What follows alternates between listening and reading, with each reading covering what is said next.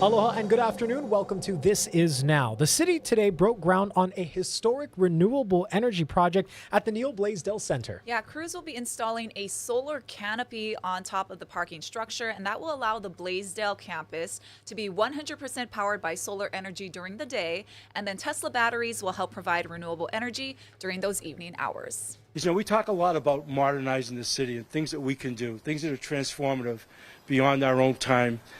Here, and that we know are going to make a difference for generations to come, and this is one of them. The very fact that this place is going to be run on solar battery power is an exceptional concept. It fits in with our clean energy initiatives, but it also sets an example for us going forward.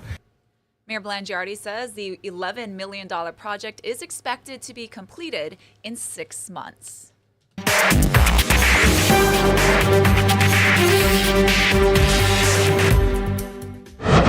Another day, another outage. Thousands of HECO customers are still without power Tuesday as crews are working to repair damaged underground cables. Tuesday's outage impacted about 3,000 customers in the Chinatown and other portions of downtown Honolulu areas.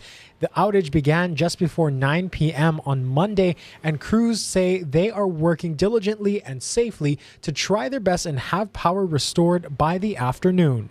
HECO blames the outage on a fire that damaged underground cables in several locations, and this outage comes on the heels of another major outage that impacted government buildings in and around downtown Honolulu. We will be speaking with HECO officials today and will bring you any updates on air and online. And now to another update on a story we brought you yesterday. The man who was run over in Makaha has died as a result of his injuries. Police say he had been trying to break into cars beforehand, but his family says that's just not true. According to police, Derek Hernandez tried to enter several occupied vehicles after he crashed his car on Farrington Highway Sunday. He then allegedly, quote, grabbed a hold of a car driven by a 50-year-old woman and then tried to reach inside her window. Police say she sped up, causing Hernandez to fall, and then ran over him before leaving the scene. Hernandez's family claims he was disoriented and was only looking for help. He wrecked his own car. He wasn't jacking no car. He was asking for help when he got out of his vehicle. Everybody is posting the wrong information about what happened.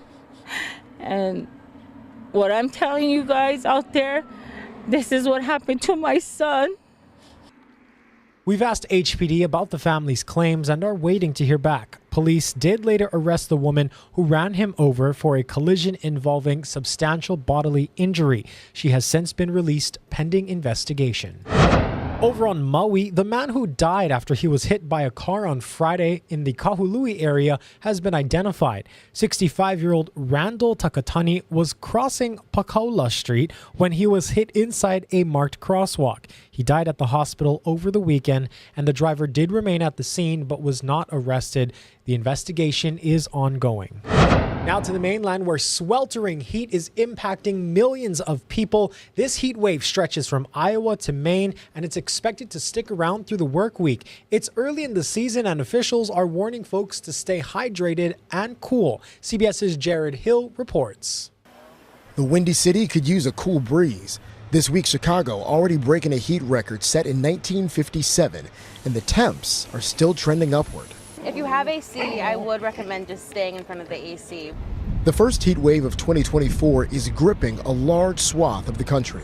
Those 100-degree real feel or heat index values will stretch from the lakes to the Gulf, and heat advisories stretch from New England all the way into the lakes. Road crews and construction workers around Pittsburgh are battling the blazing sun. And the mayor of Hartford, Connecticut says if you can't stay inside, come out to a splash pad. We've opened all the splash pads in the city of Hartford. New York's governor activated the National Guard to help with heat emergencies. This is a time of significant risk, and we're doing our best to make sure that all lives are protected. Extreme heat can be more dangerous early in the season than when it hits later in the summer. Our bodies haven't had time to adjust to the higher temperatures, raising the risk of heat stress and heat stroke.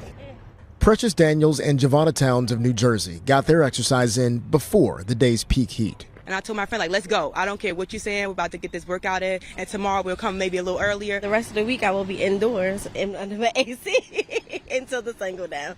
Some school districts are letting kids out early as some in typically cooler places like Syracuse, New York, struggle without air conditioning. And summer hasn't even officially started. Jared Hill, CBS News, West Orange, New Jersey. And now to the latest in the California wildfires, where crews are making progress on the Point Fire. Officials in Sonoma County have declared a local emergency, which allows them to request state and federal help for response and recovery efforts. The Point Fire has already scorched 1,200 acres and is heading toward the Healdsburg area. Officials say the blaze is at least 40% contained as of Tuesday afternoon. Favorable conditions like cooler temperatures and weakening winds allowed firefighters to get more control. 2 homes have been destroyed so far, while more than 400 structures have been evacuated. President Biden is using the 12th anniversary of the DACA program, which allowed migrants who were brought to the U.S. as children to stay and work without fear of deportation, to announce a new program. Skylar Henry has details from the White House. As many as 500,000 immigrants could be on a new pathway to permanent U.S. residency. I'm announcing a common sense fix to streamline the process for obtaining legal status for immigrants married to American citizens. To apply for a green card, the migrants must already be married to a U.S. citizen, have lived in the U.S. for at least 10 years, and pass a background check. I refuse to believe that to secure our border, we have to walk away from being in America. For that's generations have been renewed, revitalized, and refreshed by the talent, the skill, the hard work, the courage, and determination of immigrants coming to our country. This new policy comes after Biden saw major pushback from progressives who disagreed with the crackdown he announced earlier this month to try to limit the number of asylum seekers crossing the southern border. It is not how I would have approached it, but I do appreciate that right now what the president is doing is he's saying families are important to Americans and that we are going to do everything we can to protect the spouses of American citizens. I think all these are both him trying to have his cake and eat it too, in the one sense saying he's going to shut the border down, but in the other sense reassuring his progressive left that he's still going to be sensitive to letting people in. He's just got a political problem. The Trump campaign slammed the policy, saying Biden has created another invitation for illegal immigration through his mass amnesty order. Skylar Henry, CBS News, the White House. Russian President Vladimir Putin arrived in North Korea on Tuesday for his first visit in 24 years. The visit, at the invitation of North Korean leader Kim Jong-un, underscores Moscow's growing relationship with the nuclear-armed state since Russia's invasion of Ukraine. The trip comes amid growing concerns about an arrangement in which Pyongyang provides Moscow with badly needed munitions to fuel the war in Ukraine, in exchange for economic assistance and technology to enhance the threat posed by Kim's nuclear weapons and missile program. The shooter who killed 5 people and injured 19 others at a nightclub in Colorado Springs has pleaded guilty to 50 federal hate crimes. Anderson Lee Aldrich entered the pleas today in Denver. Aldrich is already serving life in prison after pleading guilty last year to state charges in the 2022 shooting. Federal prosecutors have focused on proving that the attack at Club Q, a sanctuary for LGBTQ+ people in the mostly conservative city, was premeditated and fueled by bias. The federal plea deal allows for Aldrich to avoid the death penalty and be sentenced to multiple more life sentences, plus another 190 years. One of the biggest pop singers in the world is in hot water after finding himself out of sync with the law in New York. Cole Higgins has more. Entertainer Justin Timberlake is out of police custody after being arrested and held overnight Monday in Sag Harbor, New York. Timberlake was arrested for allegedly driving while intoxicated, according to Sag Harbor police. The artist was also cited for running a stop sign and failure to keep in his lane, according to his attorney. Additionally, a source with knowledge of the incident says Timberlake had left the American Hotel shortly before he was arrested. Some people in the village of Sag Harbor reacting to the star's arrest. In today's day and age with technology and Uber, and especially someone like Justin with unlimited resources, there's no excuse to get behind the wheel. I was surprised he'd be driving his own car in one respect. Yeah, and everyone really has to take accountability for their own actions. Timberlake was arraigned Tuesday morning and released without bail. Court records show Timberlake told police during the traffic stop, quote, "I had one martini and I followed my friends home." This as the 43-year-old is in the middle of a world tour with his most recent album, Everything I Thought It Was. Timberlake's next scheduled performance is in Chicago at the United Center on Friday. Timberlake has been topping charts as a solo artist for more than 2 decades, with hits such as Cry Me a River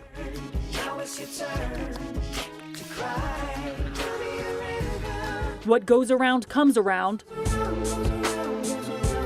and Sexy Back.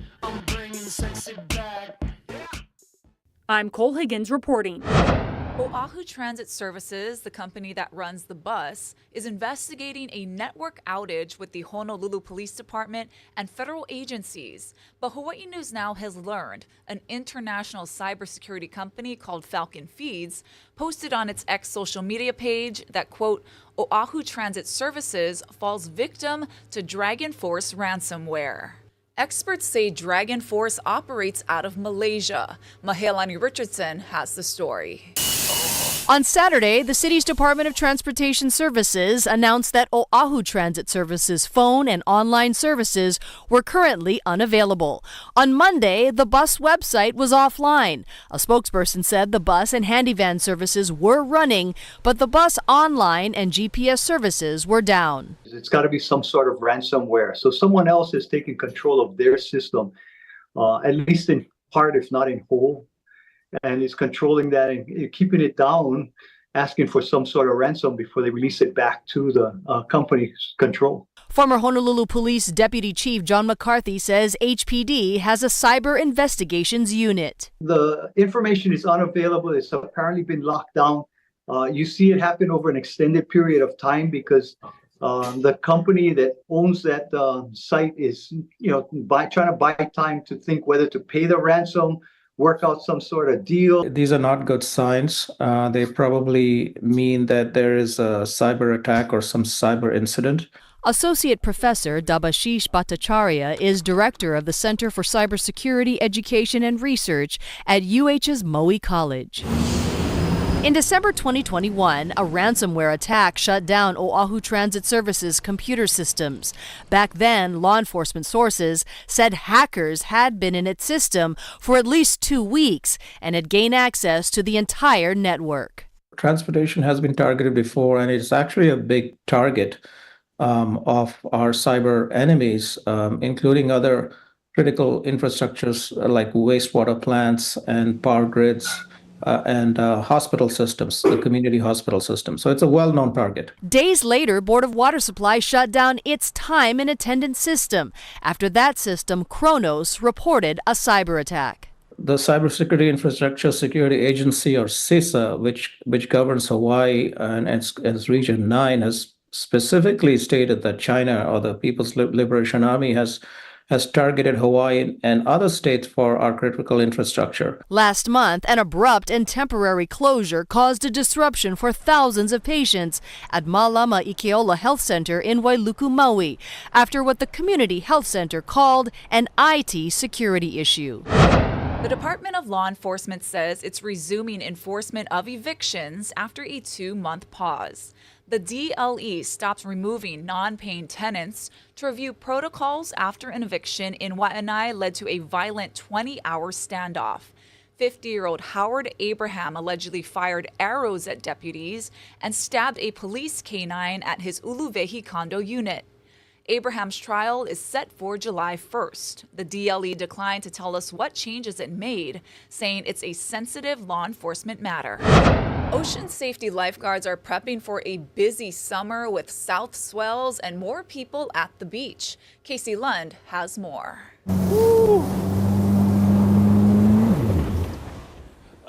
The jet ski, pretty valuable tool for ocean safety lifeguards, especially during the summer months when things get a lot busier on our beaches. Summertime is always so busy. There's so much visitors coming to the beaches in Waikiki and Ala Moana. And we're basically, with the jet ski, we launch at around 9 a.m. and then we'll be on the water most likely till 5:30 or 6 p.m. Standing by or patrolling the coastlines into the surf lineup. And you know, with the big swell and the big waves and a lot of the people on the shoreline and in the waters, we've been running an extra hour of overtime. So we've been really busy and really active out there.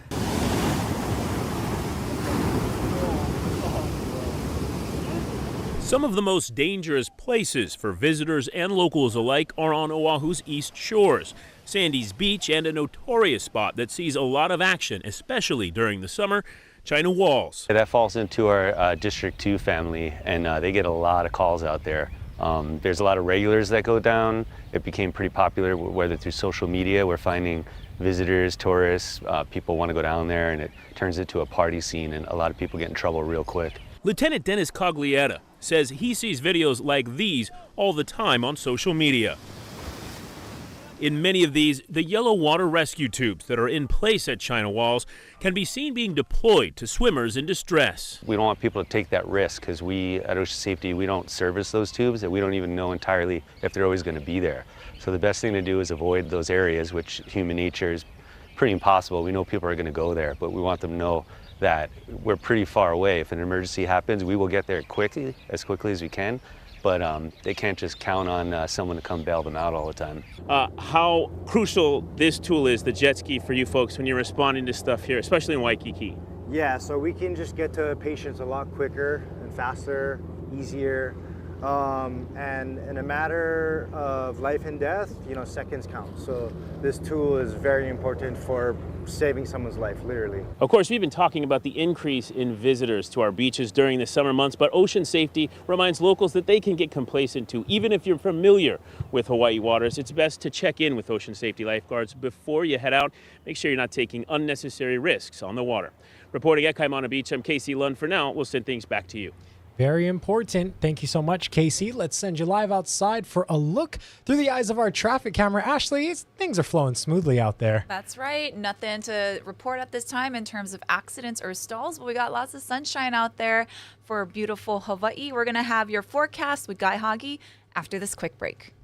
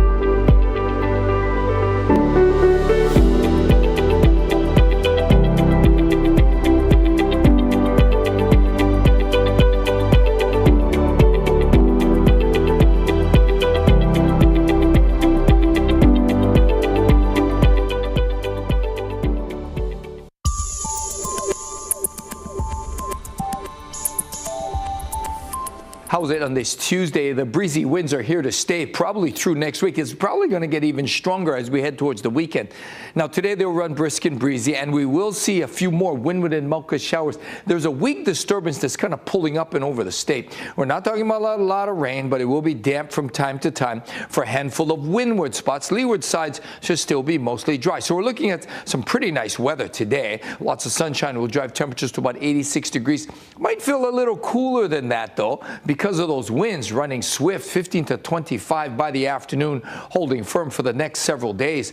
And because of that, look for increasing wave heights starting tomorrow for east shores. No significant swells are expected other than that, and that UV index is extreme at 11, likely to be extreme for the next several days. And those winds, again, getting stronger for the next several days, especially windy over the weekend.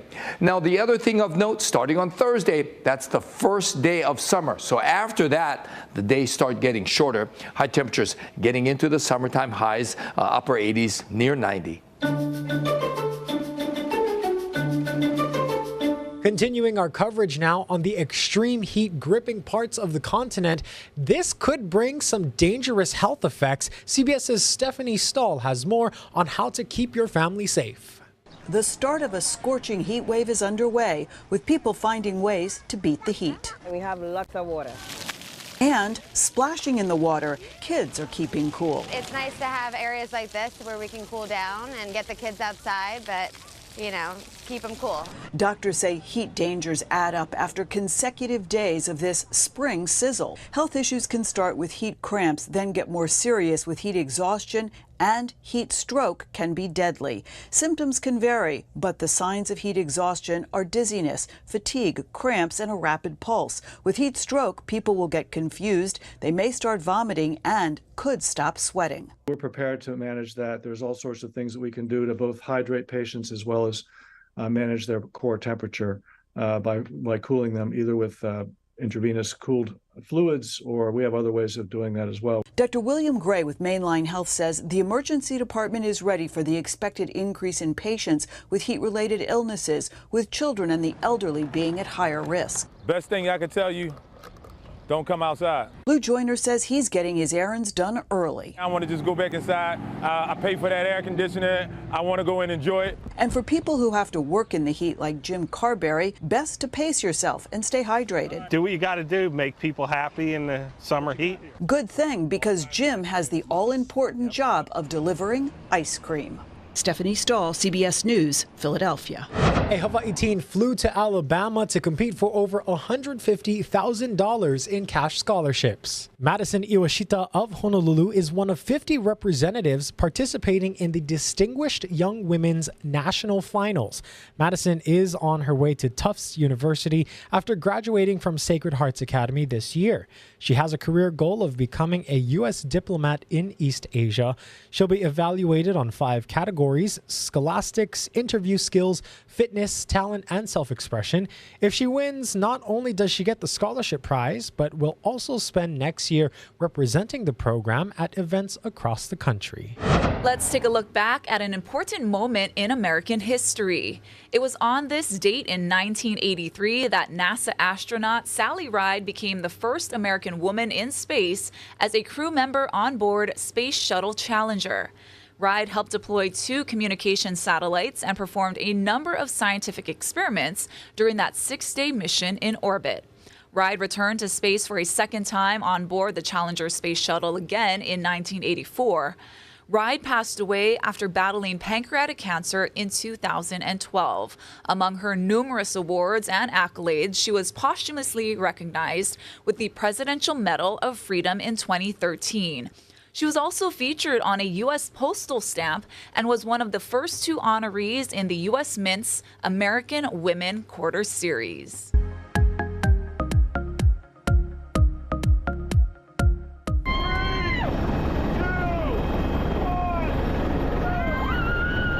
A woman battling Lou Gehrig's disease pulled off a movie star stunt off Waikiki this month. That's 56-year-old mother of 3, Miley Garfield, who suffers from ALS and can't walk on her own, taking the plunge from a helicopter just off Waikiki. She and her family were also treated to a scuba diving session. She and her family were also treated to a scuba diving lesson. And she and her husband, who spent 30 years in the Marine Corps, got to dance together for the first time in years. That was the epic adventure of my life. It was incredible all the way around. Thank you, everybody. Thank you. Aloha. It's just heartwarming to me where I can see some people just get so excited about, number one, being able to come to Hawaii. That's a big deal. And number two, be able to do something that they've never been able to think that they could afford to do or dream to do, and getting them over that hump. Maile and her family were brought to Hawaii by the Gleason Foundation, and Trident Adventures pitched in for the scuba and helicopter adventure, along with the nonprofit Honor Watch. And check this out. Move over, King Kong, because the Empire State Building has a new tenant. Whoa! That is a 270-foot dragon wrapped around the building's spire. So NBC New York's chopper flew over it, and the dragon is there for the next couple of days to promote the new season of HBO's Game of Thrones prequel, House of the Dragon. The Empire State Building is also hosting a Game of Thrones experience on the 80th floor of the skyscraper, along with a chance to sit on the famous Iron Throne. That's kind of scary. It's cool, love it. but it's kind of scary. Yeah. And it has teeth too. I love it. It's a dragon. Have a good day, everyone.